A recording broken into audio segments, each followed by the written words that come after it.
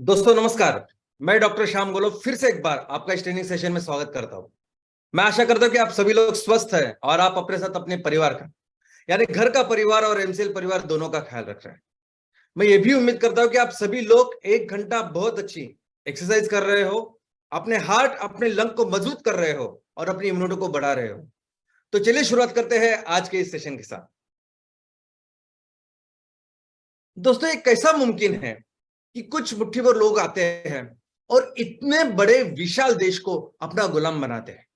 वो देश जो दुनिया की सबसे बड़ी आर्थिक महासत्ता है, जो पूरी दुनिया के लिए 35% तक जीडीपी बनाता है, वो देश जिसकी प्रति व्यक्ति आमदनी दुनिया में सबसे ज्यादा है, जिस देश में कई सारे राजाएं हैं, ऐसे देश को ये लोग आते हैं मुट्ठी भर। और ऐसे देश ऐसे बैकग्राउंड से आते हैं कि जो देश उनका वो बहुत पिछड़ा है, उनके पास उतनी इनकम नहीं, जीडीपी नहीं, कुछ भी नहीं। वो सिर्फ हमारे लिए हमारे साथ कुछ व्यवहार करके बिजनेस करने के लिए आते हैं और पूरे देश को अपना गुलाम बनाते हैं। इसका कारण एक ही है कि उन्होंने सिर्फ एक तंत्र पे काम किया है कि फोड़ो और राज करो।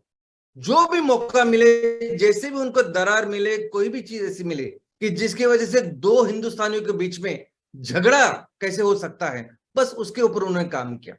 क्योंकि वो जानते थे, हम जानते हैं कि अगर पूरे ये करोड़ों लोग हिंदुस्तानी जब उस दिन भी उस टाइम भी थे, अगर ये एक साथ खड़े होते तो ब्रिटिश अंग्रेज हमारा कुछ भी बिगाड़ नहीं कर सकते थे, बिगाड़ नहीं सकते थे। और दोस्तों, ये पूरी चीज उन्होंने जो इतने सालों से, जिसकी वजह से हमारी जीडीपी इतनी अच्छी थी, सभी बिजनेस अपने नाम पे कर दी। टेक्सटाइल इंडस्ट्री से लेके सब तरह की इंडस्ट्रीज वो खुद यानी भारतीय हम ही लोग तैयार करते थे, लेकिन वो अपने नाम से बेचते थे।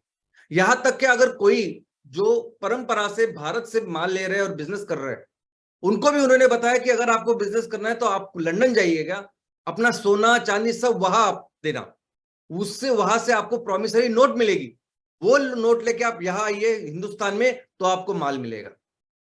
उन्होंने अपना ये प्रोडक्शन तैयार करके जब बेचा तो उन्होंने अपने किसानों को जो भी बेसिक कम से कम जो रॉ मटेरियल के पैसे भी देना चाहिए था, वो भी उन्होंने नहीं दिए। ऊपर से लगान, पैसों का लगान, जो भी फसल था उसका शेयर, इस तरह से उन्होंने बिजनेस करने के लिए, प्रॉफिट करने के लिए, पैसा कमाने के लिए हर हद उन्होंने पार की और किया। इनफैक्ट ये 350 साल उन्होंने जो बिजनेस किया, वो किसके भरोसे किया, किसके सहारे किया? तो वो भी अपने ही सहारे किया। उनको कहाँ पता था यहाँ की लैंग्वेज, यहाँ की भाषा बोली, कहा संस्कृति, उनको कुछ नहीं पता था। लेकिन फिर भी इतने विशाल देश पे उन्होंने राज किया, सिर्फ और सिर्फ हमारे लोगों की वजह से। उन्होंने हमारे देश की पूरी जो मेंटेलिटी है, मानसिकता ही बदल दी।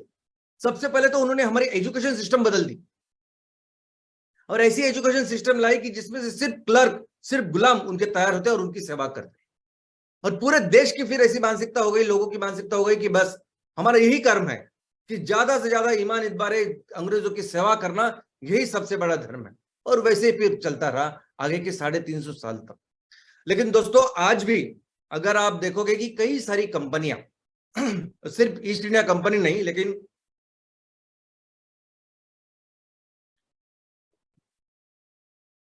कई सारी कंपनियां जो भारत में काम कर रही है, ये सभी कंपनियां बिजनेस के लिए, प्रॉफिट के लिए किसी भी हद तक जाती है। ये कंपनियां बिजनेस के लिए, प्रॉफिट के लिए ये नहीं सोचते कि उसकी वजह से, उनकी वजह से पर्यावरण का कितना नुकसान हो रहा है। वो ये नहीं सोचते कि हम जिस समाज में, जिस कम्युनिटी में, जिस लोगों के बीच रह के बिजनेस कर रहे हैं, उनको उनके लिए क्या कंट्रीब्यूट कर सकते हैं, उनके लिए क्या अच्छा कर सकते हैं, उनको कोई लेना देना है नहीं।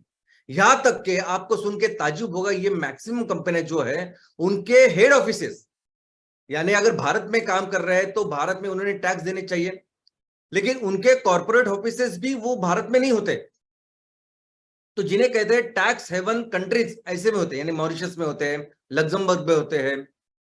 और इस मॉरिशस, सिंगापुर में जब आप ऑफिस निकालते हो तो कहीं भी बिजनेस करिए, आपको टैक्सेस पे करने पड़ते हैं उस देश की वजह से, देश के जो कायदे कानून है उसके हिसाब से। और वहां कुछ भी टैक्सेशन नहीं है। यानी भारत में रह के आप भारत में बहुत सारा माल बेच के बहुत सारे पैसे कमाते हो और भारत को टैक्स भी नहीं देते। इस तरह से ये कंपनियां काम करती है। यहां तक कि ये कंपनी बिजनेस के लिए, प्रॉफिट के लिए ऐसे ऐसे उत्पादों का निर्माण करती है उपभोक्ता, कस्टमर, कंज्यूमर, जिनके वजह से, जिनके पैसे से ये कंपनियां चलती है, वो उनके बारे में भी नहीं सोचते। बहुत बार ऐसे प्रोडक्ट्स का निर्माण करते हैं, वस्तुओं का निर्माण करते हैं जो उनके लिए बहुत हानिकारक होते हैं। अभी ये कोल्ड ड्रिंक ना कि सिर्फ शुगर का पानी है, लेकिन उसमें टेस्ट के लिए ऐसे केमिकल्स लगाए गए हैं कि जो केमिकल्स हमारे हेल्थ के लिए, सेहत के लिए बिल्कुल अच्छे नहीं। नेस्ले का एग्जांपल देखा हमने, जॉनसन पाउडर की वजह से इतने सारे कैंसर के पेशेंट, इतने सारे के कैंसर हुए हैं कि दुनिया के कई सारे देशों में, कोर्ट में, अदालत में उनके खिलाफ मुकदमे चालू है। लेकिन बात सिर्फ प्रोडक्ट्स की नहीं है, सर्विसेज की भी है। आज भी देखिए ना, आज हमारे सामने कई सारे ऐसे स्टार्टअप्स किस में आ रहे, तो ऑनलाइन जुओ में आ रहे। मैं तो उसको ऑनलाइन जुआ ही कहूंगा ना। ऑनलाइन आप रमी खेल रहे हो पैसा डाल के, तो उसमें क्या कहेंगे हम? बचपन से हमने कभी पत्तों का हाथ, इस ताश को हाथ नहीं लगाया, क्योंकि ये जुआ खेलना यानी कितना गलत चीज होता था। और धड़ाधड़ आज की तारीख में हमारे सामने कितने सारे स्टार्टअप्स तैयार हो रहे हैं जो ऑनलाइन जुए के ऊपर काम कर रहे हैं, और सभी तरह के हीरो जिनको हम आइडल समझते हो वो वहां काम कर रहे हैं। यहां तक कि ऑनलाइन गेम्स, अपनी टीम बनाओ, पैसा लगाओ। कुछ सालों पहले यही से बुकी वगैरह ऐसे ही करते थे ना। और आज अगर खेलना है बच्चों को, तो वो ग्राउंड पे जाके उन्होंने खेलना चाहिए। ऑनलाइन खेल रहे हो, यानी आप समझ रहे हो कि ऐसे सर्विसेज के साथ हमारा ये जो आने वाला भविष्य है, ये हमारे जो यंग जनरेशन है, ये बच्चे भी कहाँ जाएंगे, किस तरह का उनका डेवलपमेंट होगा, कैसे उनकी मानसिकता होगी, और इन्हीं के हाथों हमारा देश है आने वाले दिनों में। और ऐसी परिस्थिति में जब लोग प्रॉफिट के लिए कुछ भी कर रहे हैं, ऐसी परिस्थिति में जब एमसीएल बिजनेस कर रहा है, तो आप सोचिए कितना फर्क है। सबसे पहले तो एमसीएल बिजनेस इसलिए नहीं कर रहा है कि उनको हमें प्रॉफिट कमाना है, पैसे कमाना है। हमारी वो कंपल्शन है, वो मजबूरी है। बिजनेस एकमेव तरीका है इस दुनिया को बदलने का, इस ग्लोबल वार्मिंग को रोकने का, इस पर्यावरण का जो नुकसान हो रहा है उसको रोकने का। इसलिए हम बिजनेस कर रहे हैं, पैसे के लिए नहीं। लेकिन जो भी बिजनेस कर रहे हैं उसमें से पहले हम देखते हैं कि हम पर्यावरण का ख्याल रखें। हम बिजनेस के मॉडल हर चीज में ऐसे बनाए कि हम लोगों का ज्यादा से ज्यादा उसमें योगदान हो, और ज्यादा से ज्यादा पैसे या इनकम हम उनमें बांटे। और ऑफ कोर्स प्रॉफिट, जो प्रॉफिट सबके साथ हम शेयर करें और सस्टेनेबल वे में बिजनेस करें। दोस्तों, हमारी जो फिलॉसफी है, हमारी जो सोच है बिजनेस की, वो काफी अलग है। यानी बिजनेस की जो डेफिनेशन है उसमें क्या समझते हैं हम, कि वस्तु या सेवा का आप निर्माण करो, उसको बेचो और पैसा कमाओ, यह है बिजनेस। लेकिन हमारी सोच यह है, हमारी फिलॉसफी यह है कि अगर आपके अपने वस्तु के साथ, अपनी सेवा के साथ अगर समाज का कोई प्रॉब्लम है, उसको हल कर रहे हो, उसको सोल्यूशन दे रहे हैं, तो वो है बिजनेस। अगर आप अपनी वस्तु से, सेवा से अगर मनुष्य या लोगों की जिंदगी बेहतर कर रहे हैं, तो वो है बिजनेस। और यही है ना, देखो हमारी सोच अभी पहले प्रोडक्ट से ही पता चलती है।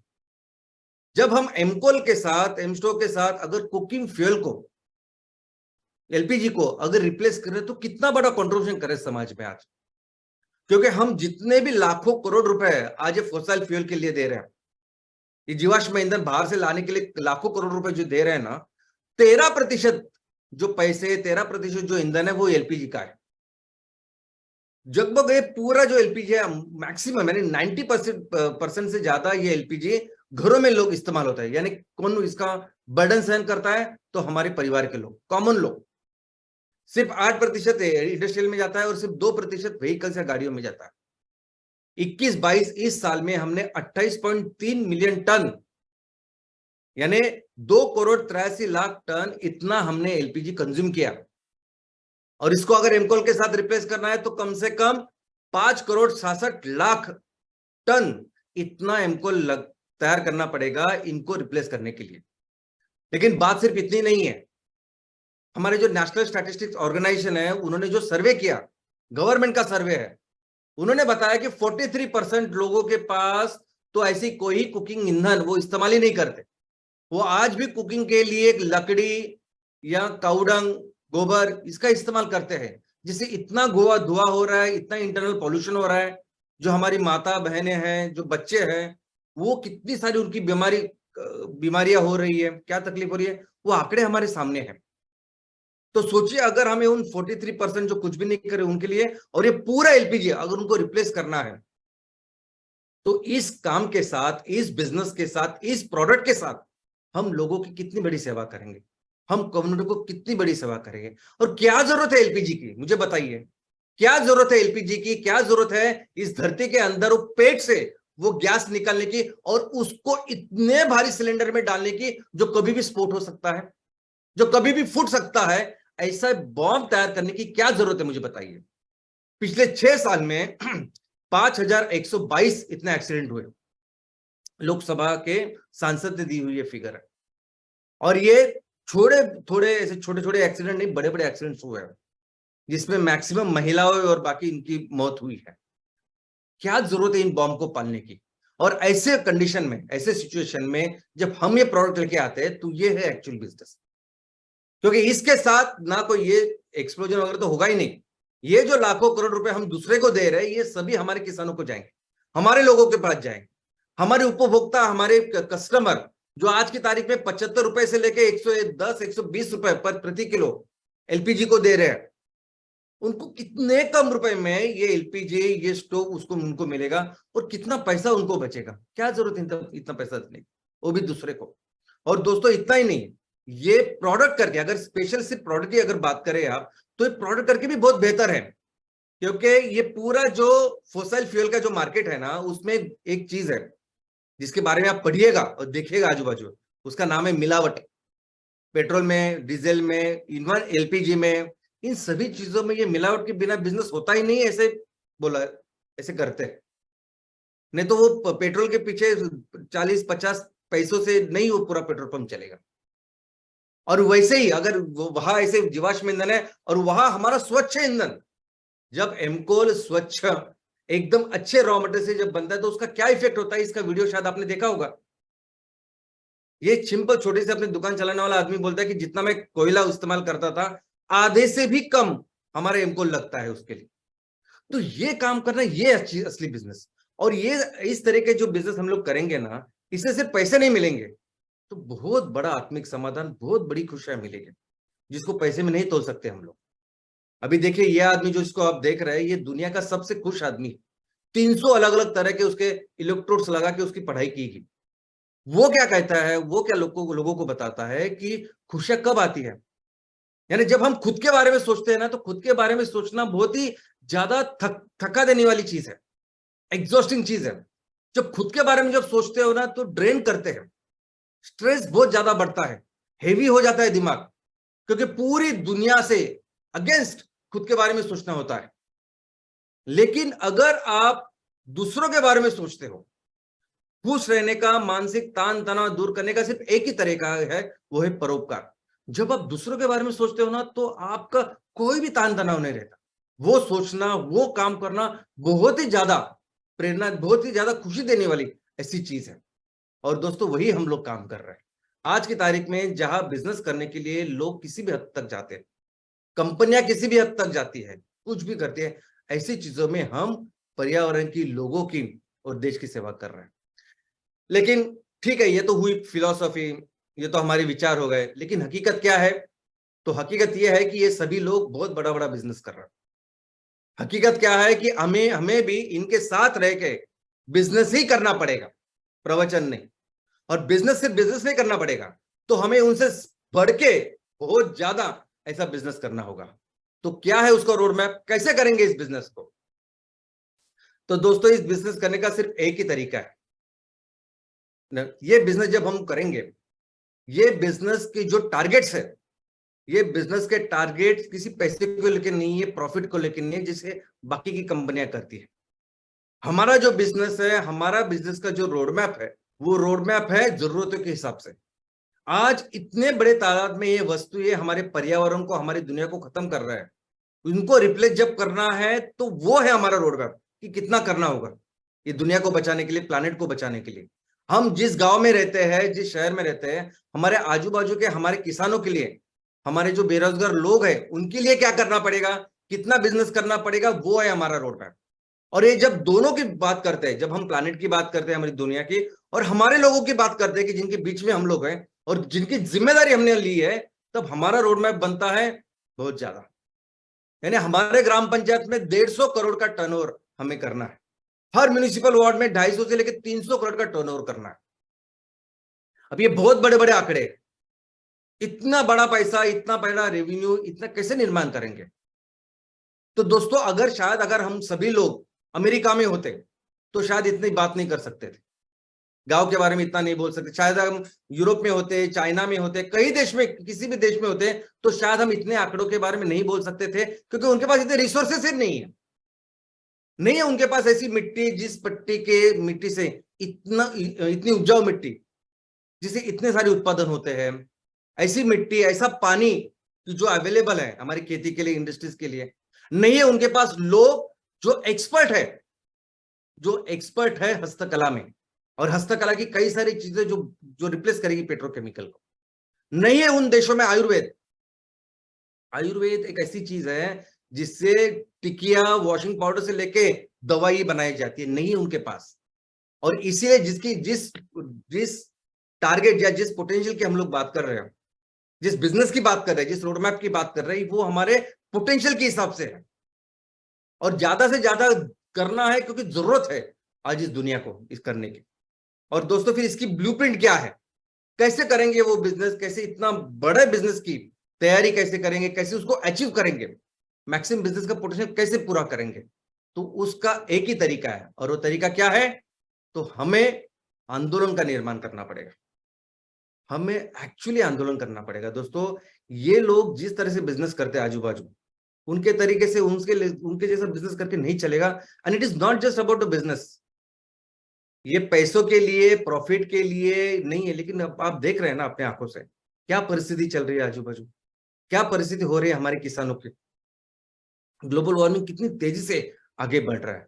तो हमें एक्चुअली आंदोलन करना पड़ेगा कि जिस गांव में हम लोग काम कर रहे हैं, जिस म्युनिसिपल वार्ड में कर रहे हैं, वहां के रहने वाले सभी लोग इस आंदोलन का हिस्सा बने, यानी सिर्फ शामिल ना हो। जो मकसद हमारा है, जो लक्ष्य हमारा है, वो उनका भी हो, कि मिल के इस दुनिया का ख्याल रखते हैं। इस तरह का आंदोलन करना पड़ेगा।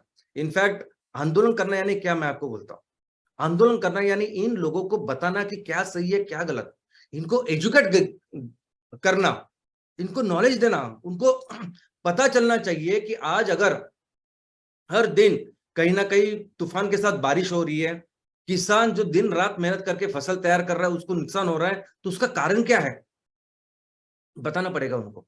बताना पड़ेगा कि अगर हमने पेट्रोकेमिकल की कोई भी चीज इस्तेमाल की, वो कहीं ना कहीं कचरा होके कहीं ना कहीं जाके पानी को, जमीन को, हवा को वो प्रदूषित कर रहे। लोगों को समझाना होगा, एजुकेट होना, ध्यान देना पड़ेगा। यही तरीका है, और यही तरीका है, यही वो चीज है जो हमारे भगवान, जिनको हम भगवान समझते हैं, मानते हैं, उनकी पूजा करते हैं, उन लोगों ने भी की। उन्होंने भी पूरी अपनी जिंदगी लोगों को सही क्या है, गलत क्या है, इसकी शिक्षा दी, पूरी जिंदगी उसके लिए दी।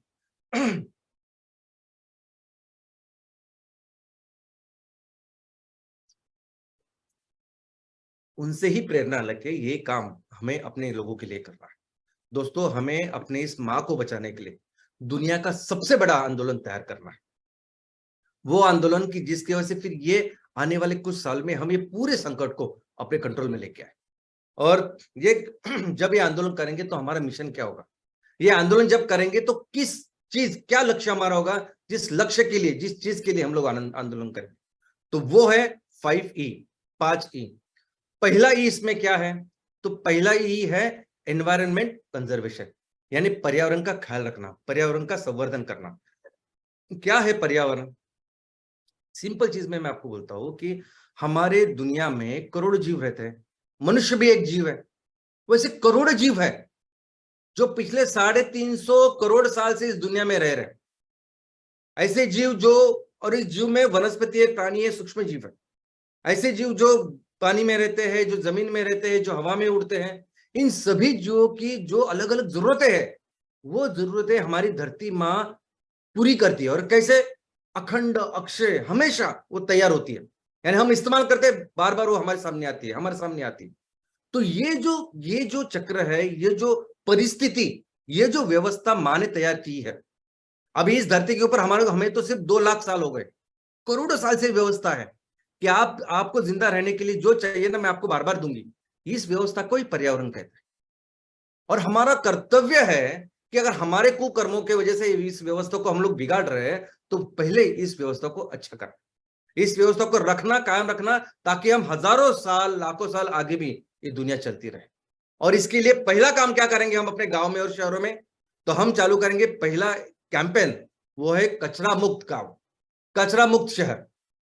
कैसे करेंगे? क्योंकि कोई भी कचरा, जो कचरा आज की तारीख में डंपिंग ग्राउंड में जा रहा है, वो कहीं ना कहीं पर्यावरण को खराब कर रहा है। हम इस तरह से हमें काम करेंगे कि हर तरह के कचरे का पुनर्वापर हो, रिसाइकलिंग हो। और इसकी शुरुआत हम अपने गांव से और शहरों से और म्युनिसिपल वार्ड से करेंगे। और इसके लिए एक काम हमें करना पड़ेगा कि हर घर को इसके साथ जोड़ना पड़ेगा, क्योंकि अगर कचरा मुक्त गांव करना है, अगर कचरा मुक्त शहर करना है, तो दुनिया, तो कोई भी लॉ, कोई भी नियम, कोई भी सरकार, कोई भी संस्था ये काम नहीं कर सकती जब तक हर कोई व्यक्ति, हर कोई परिवार, हर कोई परिवार जिसमें जब तक शामिल नहीं होता, तब तक ये काम नहीं कर सकते। बिल्कुल नहीं। हमें हर उस जगह को अपने साथ शामिल करना होगा जहां से कचरा तैयार होता है।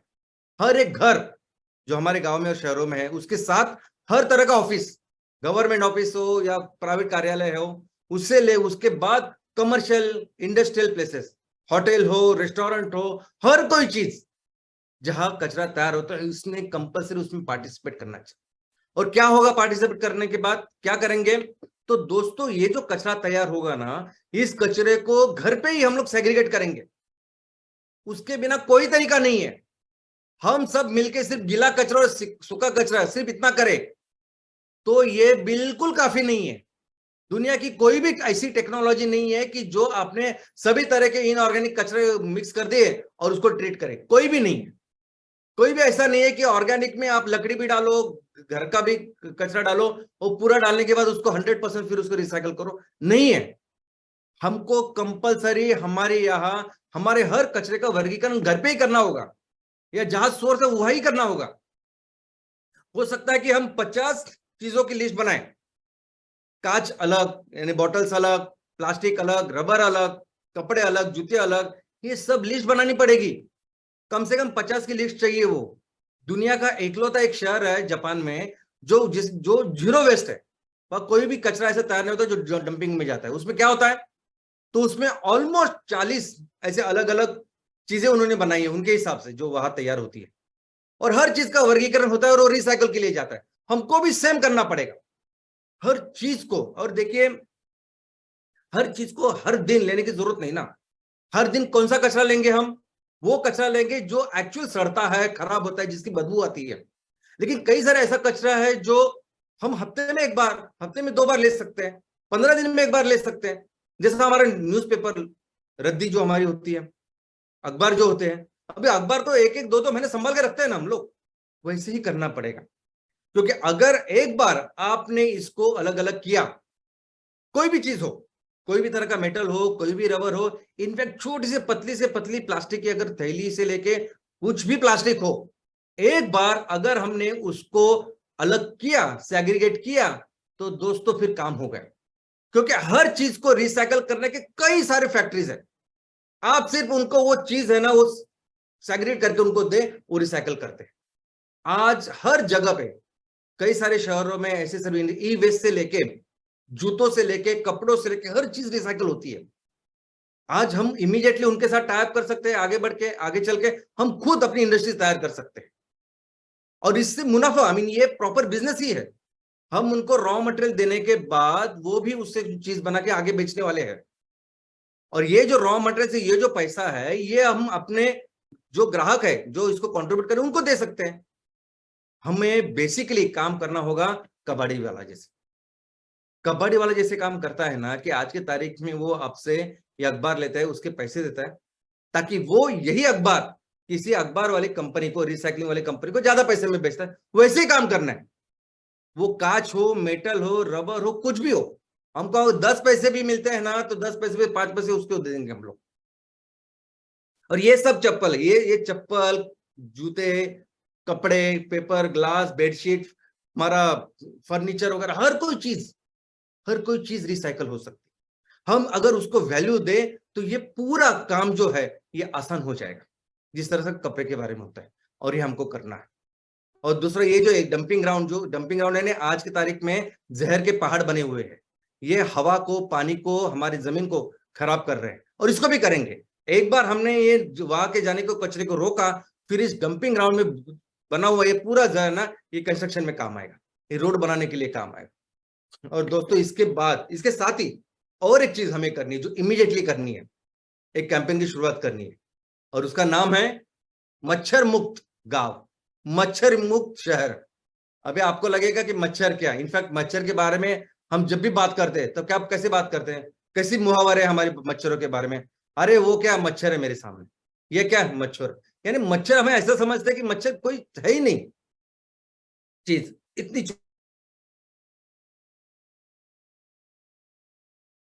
छोटी सी के जो उस विषय में काम करते हैं, उनका मानना है कि मच्छर दुनिया का सबसे ज्यादा खतरनाक ऐसे प्राणियों से या जीव में से एक है, क्योंकि वो क्या करता है कि उस खून में से कई सारे अलग अलग तरह के वायरसेस, माइक्रो ऑर्गेनिज्म वो अपने को हमें देता है और कितनी सारी बीमारियां फैला सकता है।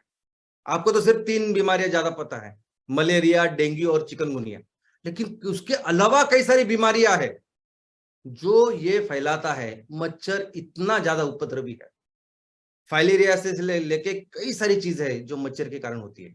और ऐसा नहीं कि मच्छर सिर्फ हमारे देश में, हमारे जगहों में है, मच्छर का प्रॉब्लम पूरी दुनिया में है। पैंडेमिक समझते हैं आप? पैंडेमिक का मतलब है जब कोई बीमारी पूरे देश दुनिया में होती है। वही अभी हमने एक पैंडेमिक देखा ना, कोरोना का पैंडेमिक देखा, जो 2 साल तक पूरी दुनिया को वो ये कर रहा था, लेकिन तकलीफ दे रहा था। लेकिन ऐसा समझे कि ये जो मच्छर है, मच्छर का जो प्रॉब्लम है, ये भी एक पैंडेमिक है जो सिर्फ 2 साल से नहीं, कई साल से है।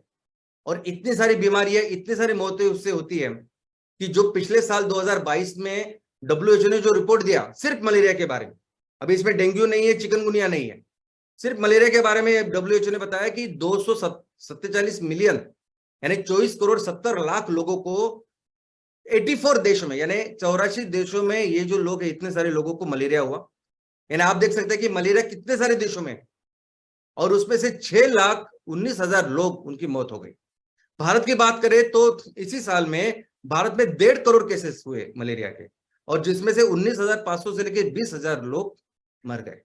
और ये सिर्फ मलेरिया के बारे में है, डेंगू, चिकनगुनिया ये तो अलग बात है।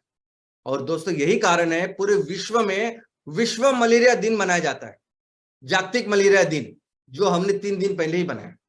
हर 25 अप्रैल को वर्ल्ड मलेरिया दिन मनाया जाता है और उसकी प्रॉपर एक थीम होती है, WHO पूरी दुनिया को बताती है। ये इस बार भी है इन्वेस्ट, इनोवेट एंड इंप्लीमेंट, कि किस तरह से इस मलेरिया को हम निर्मूलन करें, इसको निकाल दें। लेकिन दोस्तों ये भी काम ऐसा नहीं कि कोई भी संस्था, कोई भी लॉ, कोई भी सरकार इसको नहीं कर सकती, इसको भी करना होगा लोगों को ही। ये भी एक ऐसा प्रॉब्लम है ना कि जब तक लोग इसमें शामिल नहीं होंगे, आएंगे नहीं, तब तक काम कोई भी नहीं कर सकता। भगवान भी आके आए तो नहीं कर सकते। लेकिन इसमें बहुत सिंपल चीज है, हमें हर हफ्ते में सिर्फ 10 मिनट देने हैं, 5 मिनट से लेके 10 मिनट। हमारे आजू बाजू जितने भी ऐसे जगह है कि जहां पानी ठहरा हुआ है, उस पानी को निकाल देना है। ये मच्छर की पैदाश कैसे होती है, तो पानी का जो ऊपर का लेयर होता है ना, उस 1 मिलीमीटर लेयर में होती है, उसकी जो मादा होती है वो मादा अंडे डालती है और उससे लार्वा यानी छोटे मच्छर तैयार होते हैं। लेकिन इस साइकिल को लगते हैं 7 दिन। ये बहुत अच्छी बात है, 7 दिन लगते हैं। 7 दिन में कभी भी आप अगर उसको डिस्टर्ब करें तो वो पैदाश ही नहीं हो सकती। यानी मच्छर आज अंडी डाली तो उसको 7 दिन कम से कम लगते हैं मच्छर तैयार होने के लिए, और बीच में अगर आप कुछ करेंगे तो नहीं होगी। और इसलिए, और इनको थोड़ा सा पानी लगता है, यानी अगर आप नारियल की छोटी सी वो छिलका भी लोगे, नारियल का छिलका, तो उसमें भी मच्छरों की पैदाश होती है। तो आपको बस यही देखना है कि कहाँ ये होता है। इनफैक्ट आज के तारीख में ये पक्षियों के लिए हम लोग जो पानी रखते हैं, आपको अंदाजा नहीं है, लेकिन ये जब पानी 15 दिन 20 दिन रहते हुए आप जरा देखिए, उसमें कई सारे मच्छर तैयार होते रहते हैं। तो हर हफ्ते एक बार वो पानी बदलना जरूरी है। और कई सारे ऐसे पानी होते हैं कि जहां बदल नहीं सकते, यानी स्टोरेज का पानी, हम पीने के लिए, घर के लिए, जरूरत के लिए पानी रखा है, उसको कैसे हम लोग निकाल देंगे एक हफ्ते में?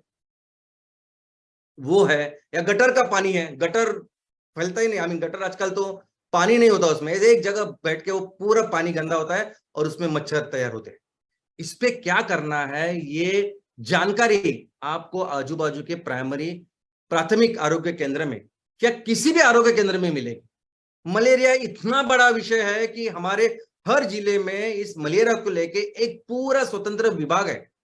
वहां डॉक्टर्स है, वहां नर्सेस है, वहां बहुत बड़ा डिपार्टमेंट है। वहां से लेके हमारे प्राथमिक आरोग्य केंद्र, उनको सिर्फ बताओ कि हमको ये काम करना है तो आपको बताएंगे। जरूरी नहीं कि हर बार वो धुआं वाला आए और मच्छर को ये करे। हम भी अपने तरीके से अपने लेवल कर सकते हैं। गटर में क्या डालना है, किसकी वजह से मच्छर की पैदाश नहीं होगी, ये काम करना है। लेकिन दोस्तों ये बहुत जरूरी है। एक बार ये करने के बाद आप देखिए कितना बदलाव आता है।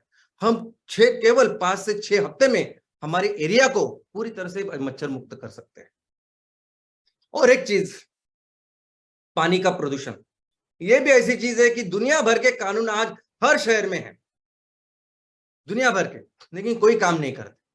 अभी हर पानी के स्रोत के यहाँ ही गांव बसे हैं, शहरें तैयार हुई, क्योंकि वो पानी है जो मिला हमें खुद का पीने के लिए, खाना बनाने के लिए, एग्रीकल्चर के लिए, हमारे खेतों के लिए, तब जाके वहां बस्ती बसी ना, तब जाके वहां गांव बने, शहर बने। और उसी पानी को कौन खराब करते? हम लोग ही खराब करते।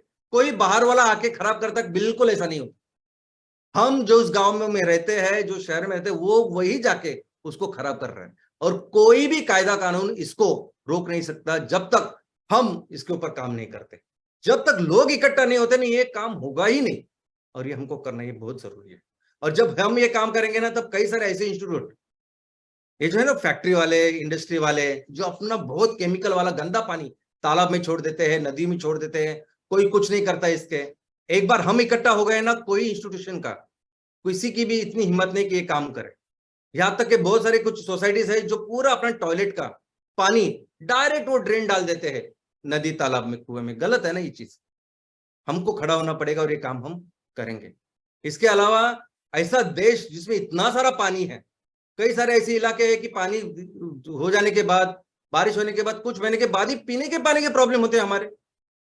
मेरे को समझ में नहीं आता कि हमें सिर्फ और सिर्फ कॉमन सेंस ही नहीं। हमें सैकड़ों साल पहले छत्रपति शिवाजी महाराज ने, अगर आप देखोगे तो हर किले में आप जाइए, ऐसा किला जो पहाड़ के एकदम ऊपर हो, ऐसा किला जो समुद्र के बीच में हो, हर जगह उन्होंने क्या किया है? तो पीने की पानी की व्यवस्था की है। इस किले में कितने लोग रहेंगे, उसके हिसाब से उन्होंने तालाब बनाए, 1 बनाए, 2 बनाए, जितने जरूरत है उतने बनाए उन्होंने। यानी लोग एक एक साल तक उस किलो में रह सकते हैं। लाल किला जाके देखिए, लाल किला में सिर्फ वो बेडरूम की बातें आपने सुनी होगी कि ठंड में ये बेडरूम है, गर्मी में ये, वो टेक्नोलॉजी, लेकिन हर तरह के पानी में उन्होंने सेल्फ सफिशिएंट करके रखा है। उनके पास तो कोई नई मशीनरी नहीं थी, कोई इतना नॉलेज नहीं था आधुनिक जो आज हमारे पास है। और फिर भी ये चीज है, हम अपने हर गांव को, हर जगह को पानी में सेल्फ सफिशिएंट करते हैं, रेन हार्वेस्टिंग कर सकते हैं। इतना ही नहीं, एक बार पानी अगर अच्छा हमारे पास है तो ये बच्चों के लिए जो सैनिटेशन, टॉयलेट के लिए जो पानी चाहिए, बूढ़ों के लिए जो चाहिए, वो आराम से हमें मिल सकता है। क्योंकि भारत ऐसा देश है ना कि बहुत ज्यादा पानी कुदरत हमें देती है। इसके अलावा हमारे साथ रहने वाले ये जो पक्षी है, ये जो एनिमल्स है, यानी आज की तारीख में अगर आप देखोगे तो कर्नाटक महाराष्ट्र बाउंड्री में हाथी का झुंड पानी के लिए यहाँ वहां जा रहा है। यानी कर्नाटक से महाराष्ट्र, आई मीन क्यों जरूरत है? अगर हम अपने साथ उनका भी ख्याल रखें तो बहुत सारी चीजें हम लोग बदल सकते हैं। और अगर सबसे अच्छा पर्यावरण के लिए कुछ काम हम लोग कर सकते हैं तो वो है पेड़ लगाना। पेड़ लगाने के फायदे क्या है, इसके लिए तो मुझे लगता है कि एक अलग सेशन मुझे लेना पड़ेगा, तो हमें समझ गया। तो ये प्लांटेशन का भी काम जहां हो सके वहां हम पेड़ लगा सकते हैं। ये भी काम हम अपने गांव में, शहर में कर सकते हैं। और जो ऑलरेडी हमारे यहाँ जंगल है, फॉरेस्ट है, बड़े बड़े पेड़ है, उनको बचाने का काम कर सकते हैं। और ये चिपका आंदोलन भी हमने दुनिया को दी हुई देन है, वो कर सकते हैं। इनफैक्ट आप अपने गांव में, अपने शहर में जो भी प्रॉब्लम है इस पर्यावरण का, उसको आइडेंटिफाई कीजिए कि क्या इश्यूज है, क्या चीजें जिसको हमें बदलनी है, और बस लोगों को आप एक साथ में लेके जाइए। ये चीजें हम ही बदल सकते हैं, बाकी कुछ नहीं। दूसरा इंपॉर्टेंट चीज वो है कि हमें ये जो हम सबको पता है कि जो ग्लोबल वार्मिंग हो रही है, वो हो रही है इस फॉसिल फ्यूल की वजह से, वो हो रही है इस जीवाश्म ईंधन की वजह से। लेकिन हमें कंपलसरी इसको एलिमिनेट करना पड़ेगा, तब जाके हम इस चीज को रोक सकेंगे, ग्लोबल वार्मिंग के। तो दूसरा हमारा ये क्या है? तो दूसरा हमारा ये है कि स्वच्छ ईंधन में अपने खुद को सेल्फ सफिशिएंट करना, आत्मनिर्भर करना। और दोस्तों बायोफ्यूल तो हर चीज की, हर जरूरत की दवा है। यानी अभी कुकिंग फ्यूल, कुकिंग ईंधन से लेके विमान में जो ईंधन लगने वाला है ना, सब तरह का ईंधन हम लोग बना सकते हैं, हमारे किसान बना सकते हैं, कोई भी प्रॉब्लम नहीं है, ना स्टोरेज का ना ट्रांसपोर्टेशन की, कोई भी चीज की प्रॉब्लम नहीं है दोस्तों। हर चीज, अभी एक कुकिंग सिस्टम भी देखिए, वो सिलेंडर की हम लोग बात करते हैं, अभी ये चूल्हा अगर देखेंगे तो वो लाल जो बक्सा है, उस लाल बक्से में आपको वो एमकोल डालना है, अपने आप जैसे जरूरत है उतना वो एमकोल लेगा और वो इस्तेमाल होगा।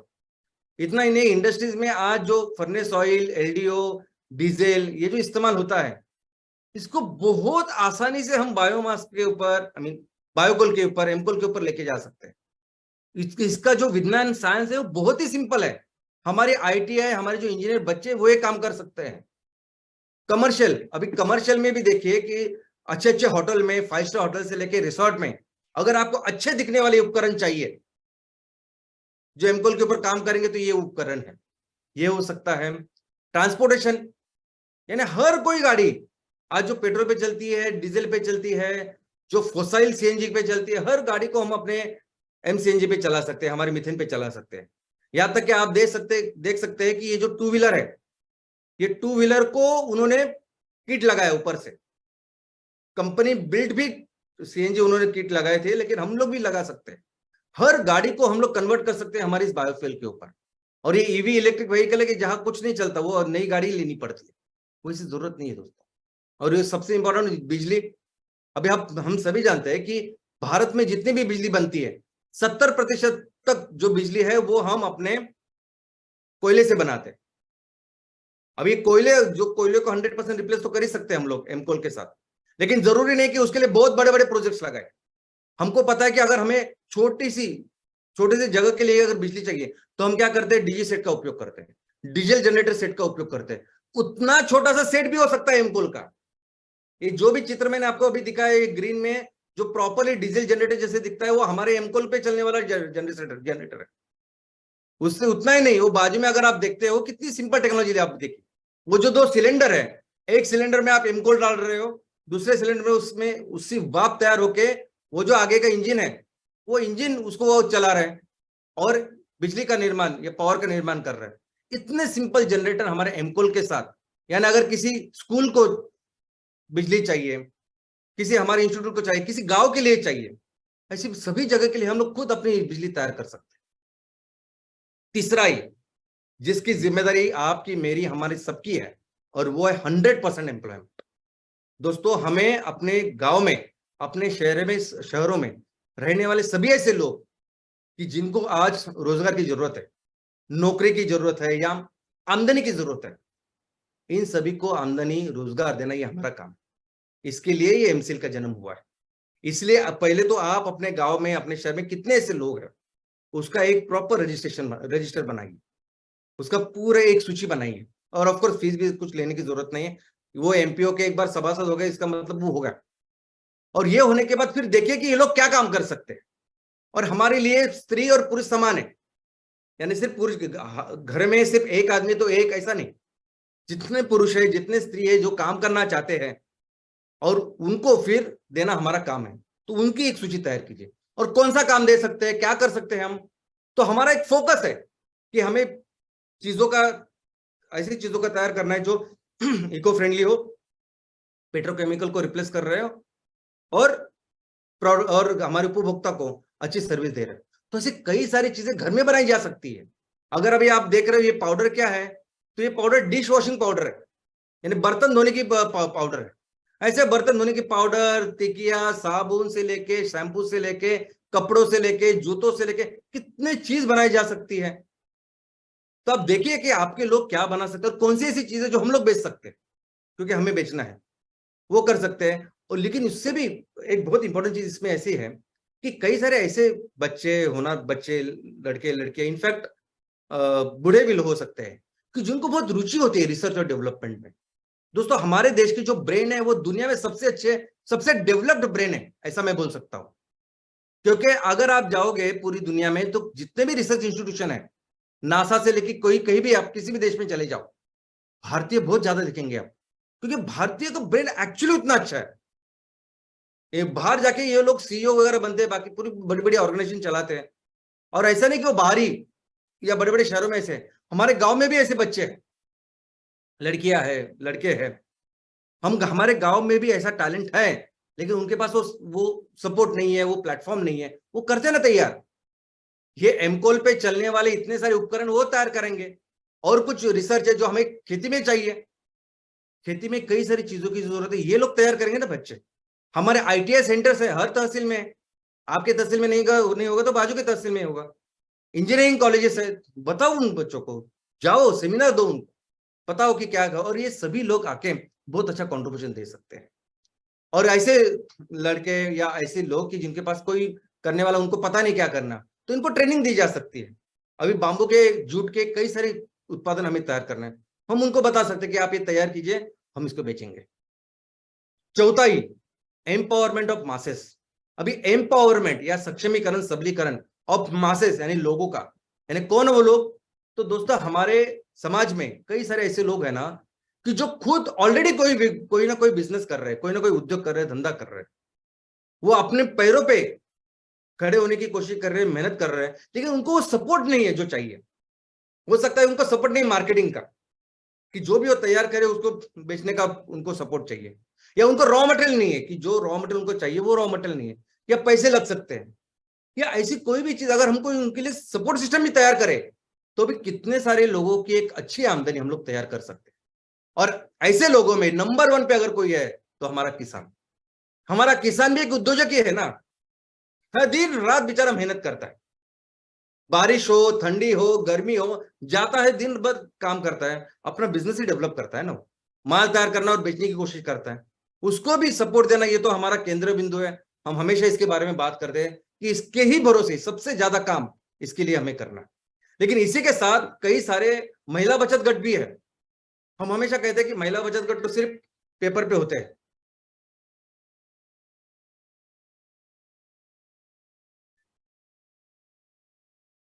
हम हमेशा कहते हैं कि महिला बचत गट तो सिर्फ पेपर पे होते हैं, महिला बचत गट को ज्यादा कुछ बिजनेस नहीं करते, लेकिन ऐसा नहीं है। बहुत सारे महिला बचत गट जो है, वो महिला बचत गट इसलिए इसलिए बनते हैं कि उनके पास प्रॉपर बिजनेस प्लानिंग होती है और उस पर काम भी करते हैं। तो ऐसे महिला बचत गट को हम कर सकते हैं ना, उनको उनका प्रोत्साहन, उनको जो कुछ सपोर्ट सिस्टम चाहिए वो हम दे सकते हैं। और एक चीज जिसके बारे में शायद आपको ज्यादा पता नहीं है, वो है सहकार। जब भी कोऑपरेटिव की बात करते हैं, सहकार की बात करते हैं, तो हमारे सामने सिर्फ अमूल आता है, दूध उत्पादन आता है, हमारे सामने सिर्फ आता है कि शक्कर का उत्पादन, शुगर इंडस्ट्रीज। लेकिन सिर्फ इतना ही नहीं है, भारत में 60 और 70वें दशक में बहुत सारी चीजों में सहकार के द्वारा चीजों का निर्माण हुआ, इंडस्ट्रीज का निर्माण हुआ। यहां तक कि हमारे शहरों में कितनी सारी बैंक है जो सहकारी तत्वों पे चलती हैं, आपको पता है। लेकिन यही नहीं, कई सारी सूद गिरनी से लेके कई सारी गिरनियां हैं, चीजें जो आज भी है, जो सहकारी तत्व पर बनी है, लेकिन अभी सहकारी तत्व जाके ये कॉर्पोरेट तत्व आया है, इसलिए उनके पास वो सपोर्ट सिस्टम नहीं है जो चाहिए। लेकिन इनको अगर हम लोग ले, इनको अगर हमें सब अच्छी तरह से सपोर्ट दे, तो भी बहुत बड़े लेवल पे एक रोजगार का निर्माण हो सकता है, और वो हम करेंगे। पांचवाई पांचवाई क्या, कि हर एक फैमिली को, हर एक परिवार को उनका आर्थिक विकास करना। क्योंकि हम जानते हैं कि भारत देश में जो कुछ इनकम का निर्माण हो रहा है वो बहुत ही विषम है। जितना भी बिजनेस हम लोग करते हैं, बिजनेस है नहीं, जो भी इनकम तैयार होता है देश में हमारे, इतनी विषमता है कि 1% आदमी में 1% जो लोग हैं ऊपर के, उनके पास 1/3, 1/3 इतना इनकम उनके पास जाता है। और वो आधे जो लोग हैं नीचे वाले, उनके पास 5.9 यानी 6% से कम इतना इनकम जाता है। और ये विषमता अगर आप देखोगे इसके आंकड़े, तो हर साल ये विषमता बढ़ती जा रही है। और अभी हमको इसके ऊपर काम करना है। हर परिवार को एक एक रिस्पेक्टेबल इनकम चाहिए, घर के लिए चाहिए, बच्चों की पढ़ाई शिक्षा के लिए चाहिए, अच्छा घर चाहिए, खाने पीने के लिए चाहिए, वैद्य की सुविधा के लिए चाहिए। लेकिन सिर्फ इतना ही नहीं, मुझे तो लगता है कि बच्चों का जो सर्वांगीण विकास होना चाहिए, खेलकूद, रिक्रिएशन, ऐसी चीजें होनी चाहिए बच्चों के लिए, तभी जाके उनकी पूरी तरह से डेवलपमेंट होगी, अच्छी डेवलपमेंट होगी। उसके लिए पैसे चाहिए। हमारे यहाँ जो बूढ़े लोग हैं, उनके लिए रिक्रिएशन के लिए चीज चाहिए, उसके लिए पैसे चाहिए। तो हमें जो इनकम का निर्माण करना है, इन सभी लोगों के लिए करना है। और ये है हमारा पांचवा ईद। दोस्तों, कई सारे ऐसे परिवार है हमारे देश में कि जिनको कोई फर्क ही नहीं पड़ता है, दिवाली है, ईद है या कोई त्योहार है, क्योंकि वो मना ही नहीं सकते। ऐसी ऐसी कंडीशन में आज वो लोग रहते हैं। तो ये हमारा कर्तव्य है कि इन सबको ऐसे इनकम देना कि वो भी खुशियां मना सके ना, वो भी हकदार है इन सब चीजों के। तो इसके लिए काम करना ही हमारा पांचवा ही है। और ये सब कुछ यानी अगर हमें वो बिजनेस का निर्माण करना है, जिस बिजनेस का पोटेंशियल के बारे में मैंने आपको बताया, उस आंदोलन का निर्माण करना है जो हमें करना है, और ये पांच ही यानी पर्यावरण से लेके 100% एम्प्लॉयमेंट, रोजगार अगर हमें तैयार करना है, तो उसका सिर्फ एक ही तरीका है। सबसे इंपॉर्टेंट एक ही चीज है जिसके ऊपर आपको फोकस करना है, हमें फोकस करना है, और जिसके वजह से सब कुछ काम होने वाला है, और उसका नाम है सैटरडे सेशन। सबसे सबसे ज्यादा इंपॉर्टेंट चीज ये वही है। एक चीज अगर आपको करनी है तो बस यही करनी है, इसके ऊपर ही पूरा फोकस करना है, और इससे इसके वजह से ही सब कुछ होगा। वो बिजनेस का भी निर्माण होगा, वो आंदोलन का भी निर्माण होगा, 100% एनवायरमेंट कंजर्वेशन भी होगा, और 100% एम्प्लॉयमेंट जनरेशन भी होगा। इसकी वजह से होगा। आपको सिर्फ तय करना है एक दिन। हम लोग कहते हैं उसको सैटरडे सेशन, लेकिन सैटरडे सेशन सैटरडे की नहीं, रविवार हो सकता है, सोमवार, मंगलवार, बुधवार, गुरुवार, शुक्रवार, शनिवार, कोई भी ऐसा दिन जो आपके गांव के लिए, आपके शहर, उस इलाके के लिए अच्छा दिन है, जहां ज्यादा से ज्यादा लोग अटेंड कर सकते हैं, ऐसा दिन। वो सुबह का वक्त हो सकता है, शाम का वक्त हो सकता है, कोई भी ऐसी वक्त, कोई भी ऐसा दिन, टाइम आप फाइनल करो, जगह फाइनल करो। स्कूल एक अच्छी जगह है कि जो स्कूल के बाद हम लोग मिल सकते हैं, सुबह मिल सकते हैं, छुट्टी के दिन वहां कर सकते हैं, पैसे नहीं लगते उसको ज्यादा। या कोई समाज मंदिर हो सकता है जिसमें लोग इकट्ठा आ सकते हैं। और एक वो जगह और वो टाइम, और हर हफ्ते वो करो। इनफैक्ट आपको इसके लिए रेगुलर प्रमोशन भी करना पड़ेगा कि हर हफ्ते गांव के लिए, लोगों के लिए, हमारे किसानों के लिए, और इस दुनिया के लिए, पर्यावरण के लिए हम हर हफ्ते एक काम करके लोगों को पता तो चलने दीजिए। लोगों को पता होना चाहिए कि ऐसा सैटरडे सेशन होता है। ऐसा कोई तो आदमी है जो इसके बारे में सोचता है और इसके लिए काम करने का आह्वान करता है, और इसके लिए सभी लोग मिलकर काम कर रहे हैं। इसके लिए आपको इसकी प्रमोशन कीजिए। सैटरडे सेशन ऐसा हो रहा है, इस वक्त ये टॉपिक है, इस टॉपिक के ऊपर हम लोग काम करेंगे। पानी का हो सकता है, कुछ हेल्थ का हो सकता है, काम करिए सर। और आप प्लानिंग कीजिए इसकी कि हमारा अगर ये ग्राम पंचायत है हमारी, अगर हमारा ये म्युनिसिपल वार्ड है, तो इस ग्राम पंचायत में या हमारे इलाके में कितने नुक्कड़ है, कितने चौक है, कौन सी ऐसी जगह है कि जहां ज्यादा से ज्यादा लोग आते हैं। मंडी हो सकती है, स्कूल हो सकता है। यहाँ एक बोर्ड, सिंपल सा बोर्ड रखिए, बहुत बड़े बैनर की बात नहीं कर रहा हूं मैं। एक सिंपल सा बोर्ड हो सकता है, उसमें आप चौक से लिखे कि इस वक्त का जो सैटरडे सेशन है उसका विषय है ही है। लोगों को पता तो चलने दीजिए। और आप जब इतनी प्लानिंग करोगे तो आपको ये चीज अच्छी तरह से और बहुत बेटर वे में आप इसको एग्जीक्यूट करोगे। और दोस्तों, मिलके अभी इस आंदोलन का निर्माण करते, क्योंकि बहुत जरूरत है, बहुत जरूरत है किसानों के लिए खड़े होने के, उन काम करने के। कुछ भी अगर हम इनको पैसा कमा के देंगे, कुछ भी सपोर्ट सिस्टम करेंगे ना, बहुत फायदा होगा। और हम लोग ही कर सकते हैं, बाकी कोई कोई भगवान आएगा और कुछ करेगा, ऐसा कुछ नहीं होगा। ये दुनिया बचाने का, पर्यावरण को संभालने का भी काम हमको ही करना है, और ये हमको एक दूसरे को बताना पड़ेगा, और तब जाके ये आंदोलन होगा। और कैसे आंदोलन की शुरुआत होती है, आप मुझे बताइए। आंदोलन की शुरुआत एक आदमी से ही होती है। क्या आप सोच सकते हैं कि एक 15 साल की बच्ची जो स्कूल में जाती है, उसने दुनिया का सबसे बड़ा आंदोलन तैयार किया? कैसे पॉसिबल है, कैसे मुमकिन है, मुझे बताइए। उसने स्कूल जाना छोड़ दिया। प्रॉब्लम इतना बड़ा ना, ये जिस संकट की हम बात कर रहे हैं ना, जिस संकट के लिए हम लोग काम कर रहे हैं, वो दुनिया का सबसे बड़ा संकट आज की तारीख में है। इसलिए उस एक बच्ची ने दुनिया का सबसे बड़ा आंदोलन तैयार किया, जो हिस्ट्री में कभी हुआ नहीं, और वो भी 1 साल के भीतर। एक ही व्यक्ति ने तैयार किया दुनिया का सबसे बड़ा क्लीन बीच, यानी समुद्र के किनारों को साफ करने का आंदोलन, जो पूरी दुनिया का आंदोलन बन गया। ये जो आदमी है, इसका नाम है अफरोज शाह। मुंबई में हमारे यहाँ जूहू बीच पे वो रहता है। वो कचरा देख के हर हफ्ते, रविवार को उसको टाइम मिलता था, तो हर हफ्ते वो वहां जाता और अपने हाथ से कचरा साफ करता। और उसके साथ उसके बाजू वाले अंकल भी होते थे। हर हफ्ते यानी लगभग 8 हफ्ते वो खुद अकेला जाता था, क्योंकि बाकी के दिन तो काम करता था, हफ्ते में एक ही बार उसको टाइम मिलता था, और वो जाके अपना काम करता था। काम करते करते अकेला करता था, कोई नहीं था उसके बाजू में साथ। 8वें हफ्ते, 8वें रविवार उसको 2 लोग आके उसके साथ शामिल हो गए, क्योंकि उन्होंने उसको बोला कि हम देखते हैं कि आप हर संडे आते हो और ये अच्छा काम करते हो, तो हम भी आपके साथ काम करेंगे।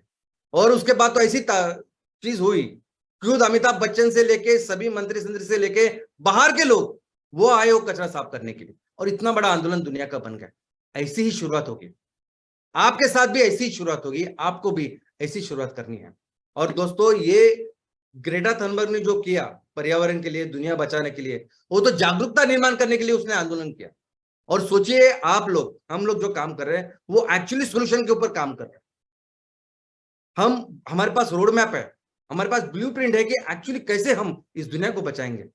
एक्चुअली हम 100% एम्प्लॉयमेंट जनरेशन के लिए काम करेंगे, जिसकी बातें जागरूकता के लिए लोग करते हैं। लेकिन क्या करेंगे, लोगों को क्या काम करने के लिए देंगे? जब एक्चुअली आप काम करोगे, लोग आपको किसी फरिश्ते से, किसी भगवान से कम नहीं समझेंगे। ये आपके साथ होने वाला है कुछ दिनों में। और अगर मैं करियर की बात करूं, क्योंकि ये सभी लोग जो काम कर रहे हैं वो निजी के लिए, उन्होंने कुछ कमाया नहीं, और जो उन्होंने कमाया वो बहुत ही बड़ी चीज है, वो पैसों से तो आ नहीं सकती। लेकिन अगर करियर की बात करें तो मैं आपको बोलता हूं कि भले ही 150 से लेकर 300 करोड़ का टर्नओवर मुमकिन हो, पॉसिबल हो, पोटेंशियल हमारा, लेकिन मोमेंट आप 100 करोड़ का टर्नओवर क्रॉस करो, दुनिया में कोई भी ऐसी चीज नहीं होगी जो शायद आपका सपना होगा और आप उसको कर नहीं सकते। कितना बड़ा घर चाहिए, घर वालों के लिए क्या करना है, खुद के लिए क्या करना है, पूरी दुनिया घूमना है, जो आपको करना है वो सब कुछ आप कर सकते हैं। इतना बढ़िया करियर, सब आपके सपने सच हो सकते हैं। इतना बड़ा करियर, उस 100 करोड़ की जब रेवेन्यू आप तैयार करेंगे अपने गांव के लिए, तब होगा।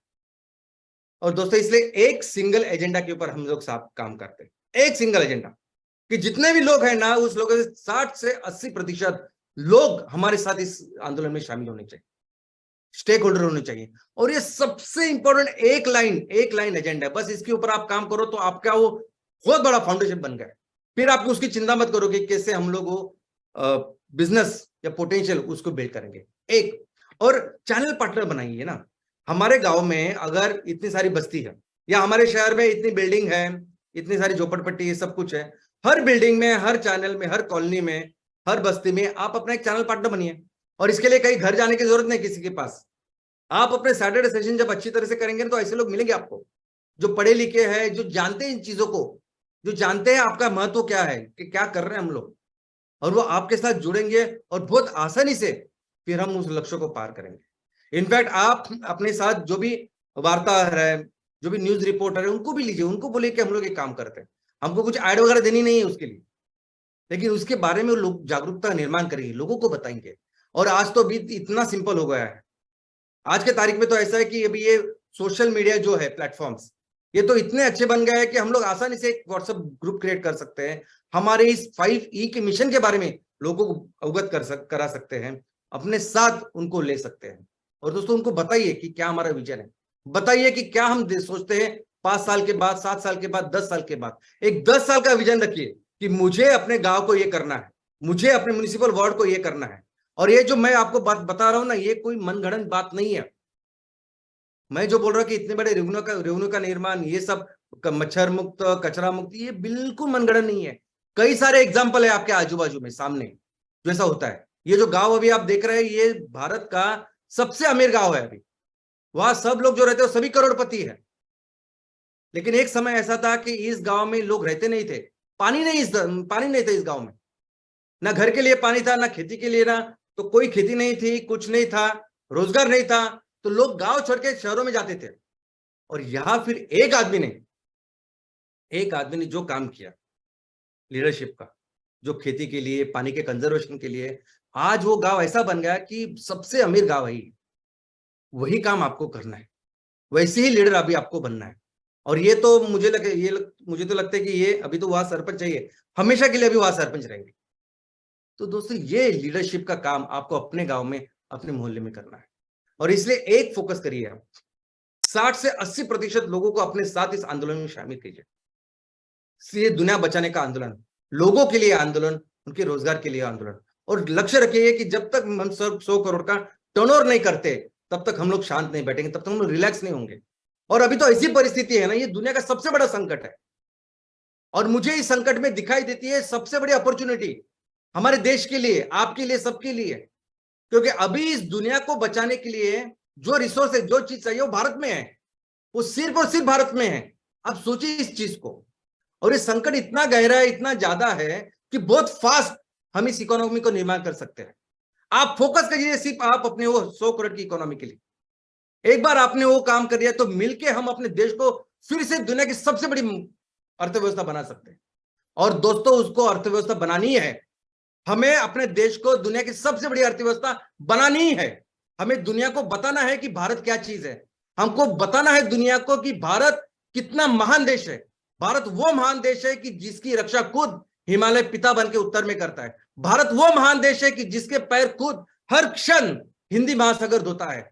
भारत वो देश है कि दुनिया की सबसे बड़ी सिर्फ इकोनॉमी नहीं है, तो हर क्षेत्र में भारत दुनिया का नेतृत्व करता है। और ये आजू बाजू जो जो गड़बड़ करने वाले कीड़े मकोड़े है ना, ये जो ड्रैगन, ये अजगर बिजर कुछ है, इनको बता दे हम लोग कि हमारे पास एक नहीं 4-4 शेर है, और इनको निपटने के लिए सिर्फ एक शेर हमारा काफी है। और वो करके दिखाते हैं। हमारे देश को फिर से दुनिया के सबसे बड़ी, सबसे बलशाली ऐसा देश बनाते हैं। जय हिंद, जय एनसीएल। Thank you.